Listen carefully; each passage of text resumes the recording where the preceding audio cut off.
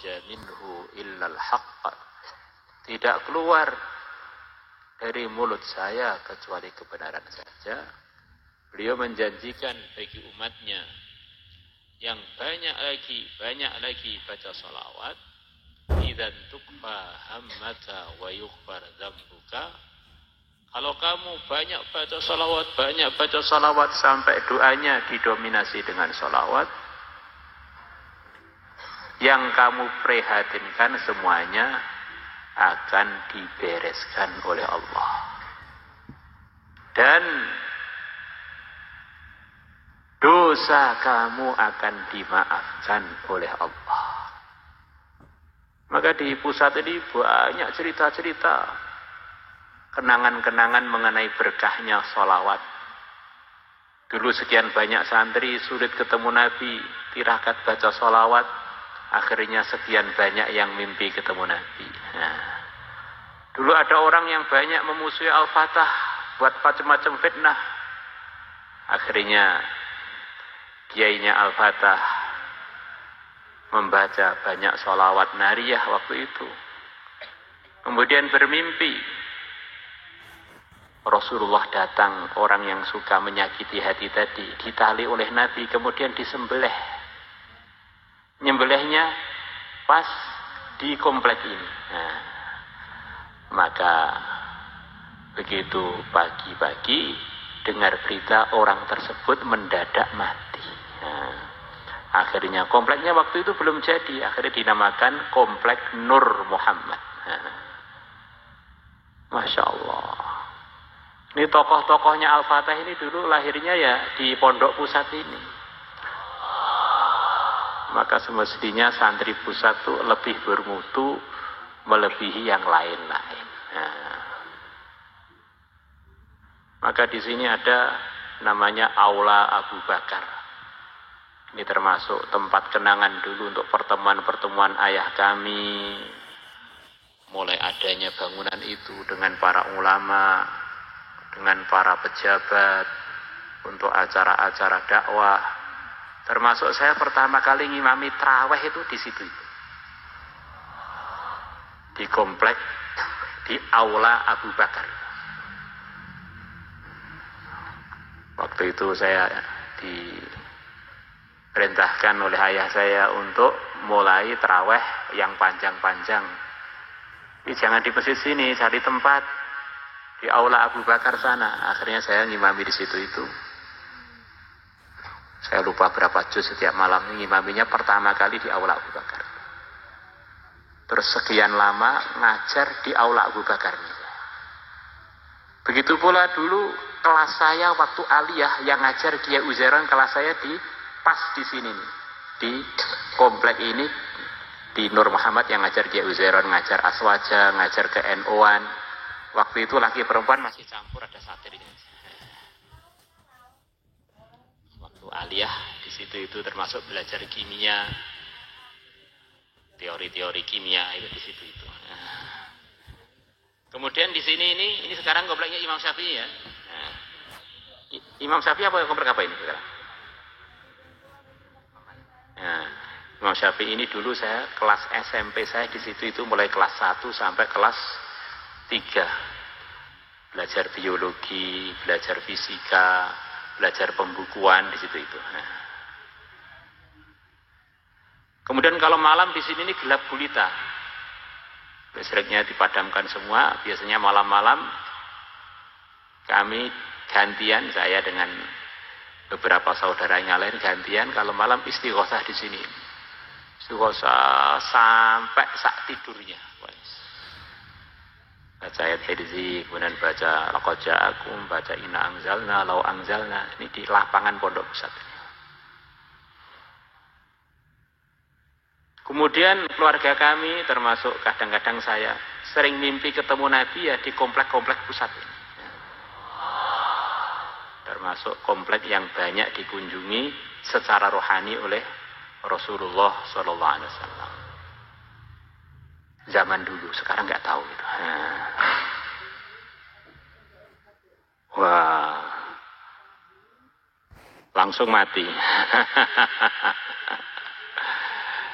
Alhamdulillah. Hidupkan dulu ini. Kemudian kalau malam, lepas selesai musyawarah, biasanya saya hobi olahraga. Dengan tim saya olahraga di depan Aula Abu Bakar itu mulai 10:30 sampai azan awal subuh. Hampir tiap malam.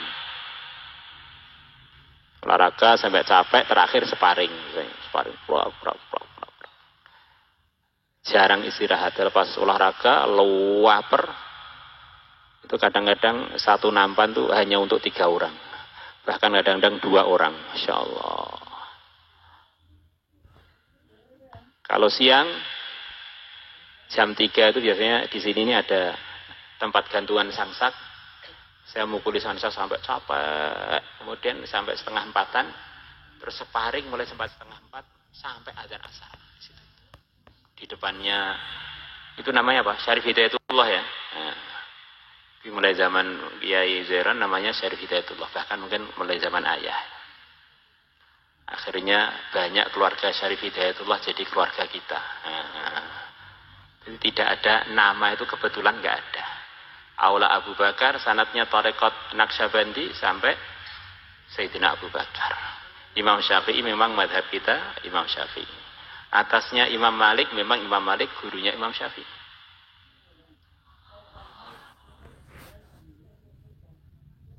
Asalnya sebelum ada pondok pusat ini ada mimpi-mimpi, ada cahaya datang di lokasi ini. Nah, yang didatangi cahaya itu semuanya sekarang jadi komplek-komplek. Jadi antara cerita keajaiban-keajaiban pondok pusat. Nah, la ilaha illallah. Dengan membaca salawat, memperbanyak baca salawat, harapannya kita ini tambah soleh, akhirnya layak untuk mendapatkan anugerah menjadi bagian orang yang paling dekat pada hari kiamat dengan yang mulia Nabi besar Muhammad sallallahu alaihi wasallam. Inna awlan nasi bi yaumal qiyamati aktsaruhum alayya salatan. Sesungguhnya nanti pada hari kiamat orang yang paling dekat dengan aku, dengan yang mulia Nabi besar Muhammad sallallahu alaihi wasallam adalah yang paling banyak membaca sholawat. Maknanya dalam sholawatnya adalah satu rahasia menyebabkan orang itu jadi tambah dekat dengan ketakwaan sampai akhirnya layak untuk punya derajat dekat dengan yang mulia Nabi besar Muhammad sallallahu alaihi wasallam. Itulah diantara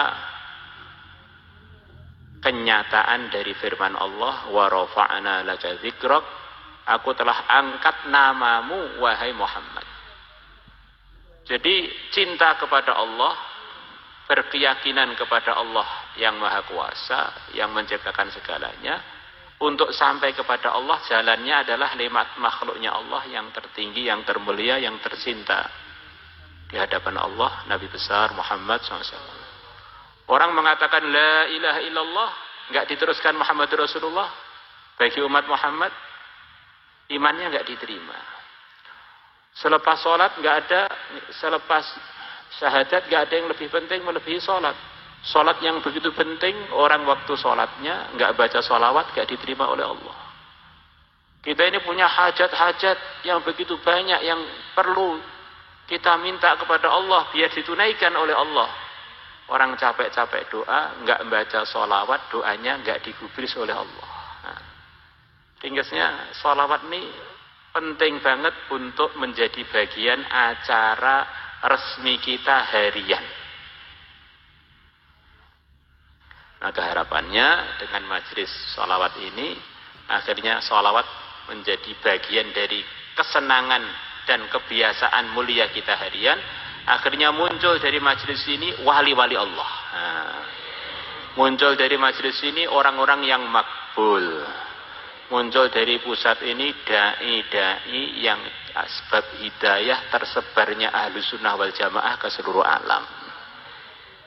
Keluar orang-orang yang bersih, yang takwa, jadi pejantan-pejantan yang berkah. Nah, harapannya begitu itu. Maka yang perlu dekat dengan Allah, dekat dengan Rasulullah semuanya, maka malam ini karena untuk bergembira untuk itu, sebagian anak saya akan sholawatan walaupun belum bagus karena pengen latihan menyampaikan ungkapan gembiranya kepada yang mulia Nabi besar Muhammad sallallahu alaihi wasallam. Dimulai dari apa sing ana iki? Salamun alaihi ya rafi'ash syami wad daraji afatayadi qatal alamin ya uwailaju diwal karami Sunan Gresik Maulana Malik Ibrahim Sunan Ampel